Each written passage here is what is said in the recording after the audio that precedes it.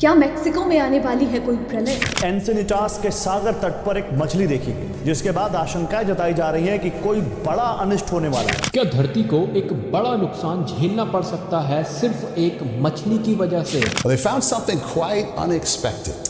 Have a look at this. This is a humpback angler fish. दुनिया में फैला डर का माहौल। एन्सेनिटास के सागर तट पर एक मछली देखी गई। गहरे समुद्र से निकल रहे हैं डरावने जीव। What else would you call it? It's a female, it turns out. It's प्रलय का सूचक कही जाने वाली और फिश। क्या सच में दुनिया का अंत निकट है? आइए जानते हैं।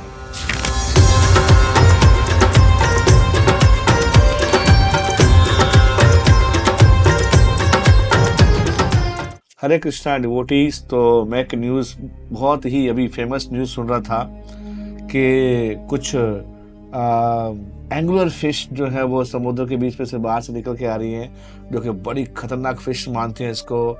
और ऑरा फिश है और बहुत सारे टॉर्टाइज जो है वो समुद्र से निकल के मैक्सिको में, केरला के कुछ पार्ट्स में निकल के बहुत सारे फिशेस बाहर, जो कि बहुत जो अंदर रहता है, इसकी लंबाई 10 फीट होती है।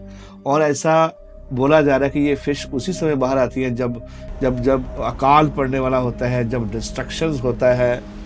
इस प्रकार से बहुत बड़ी कंट्रीज के अंदर में, बहुत सारी सिटीज के अंदर में ऐसा इसको बोला जाता है। पर घबराने की जरूरत नहीं है, आप बिल्कुल शांत बैठिए और भगवान का नाम लीजिए। एनीवे, मरना तो एक दिन है ही है सबको। कृष्णा गीता में बोलते हैं, ना जायते मरियते वा कदाचन, नायम भूतवा भविता न भूया, अजो नित्य शाश्वत प्राणो, ना हन्यते हन्य माने शरीरे।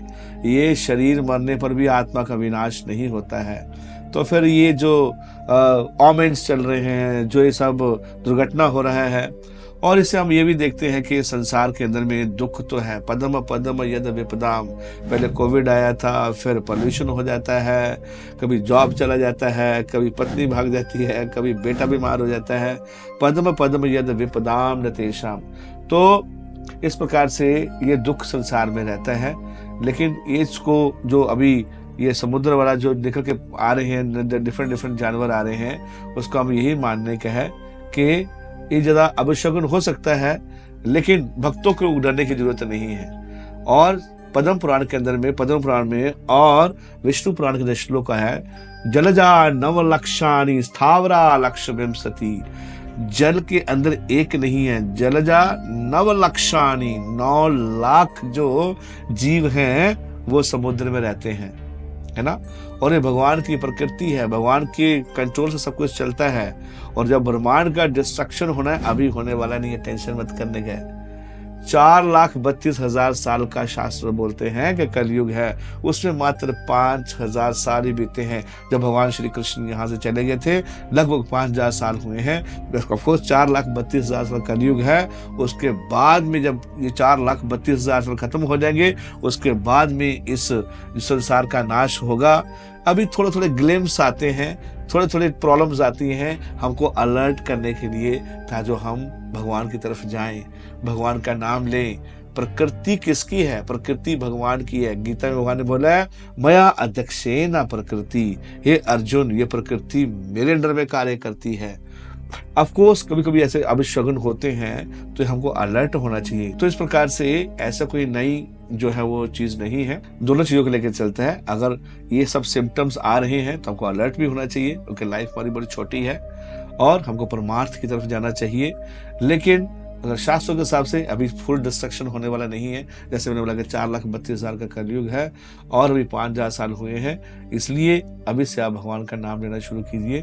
हरे कृष्णा कृष्णा कृष्णा हरे हरे, हरे Ram Ram Hare Hare. And aura fish आपका कुछ नहीं कर सकते हैं। डूम्सडे फिश बोलते हैं इसको, डूम्सडे। आपका डूम्सडे नहीं होगा। जब आप भगवान का नाम लोगे, आपका बूम्सडे, आपका डे भूम हो जाएगा। इसलिए डरना नहीं है, घबराना नहीं है। भगवान गीता में बोलते हैं कि डरो मत, जो डर गया वो मर गया। इसलिए अगर आता भी है चैलेंज तो हमको फेस करना चाहिए, हमारे पास रेजिलियंस पावर होना चाहिए। लेकिन तभी होगा जब भगवान की कृपा आपको प्राप्त होगी। तो इसलिए आप लोग बिल्कुल निश्चिंत रहिए और टेंशन की घबराने की जरूरत नहीं है। ऑफ कोर्स अलर्ट हमको करना चाहिए, ताकि हम और सीरियस हो सके, हम और मैच्योर हो सके हैं। we should have a healthy fear, not an over fear, but a healthy fear is always good. Hare Krishna.